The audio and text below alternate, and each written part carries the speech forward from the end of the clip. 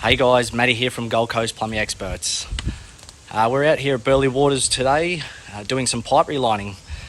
This customer previously had a blocked drain that we cleared. We provided him an on-site quote for a long-term solution, which he's now happy to go ahead with. So we'll show you the process, and if you guys have any questions, give the experts a call. So first step is we put down the sanding equipment.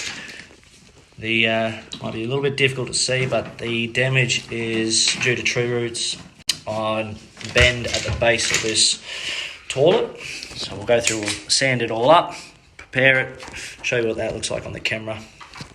All right, so we camera the drain prior to relining, just to check. There you can see that's where the tree roots were protruding the drain. So that's nice and sanded back, prepared for our reline. Alrighty, update, we have the reline in the pipe. So we're gonna go ahead and let that cure now for an hour and a half. Then we'll pull that out, use the camera to inspect, make sure it's all successful. Stay tuned.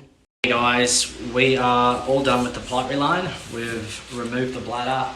Now I just want to show you with the camera exactly what that looks like.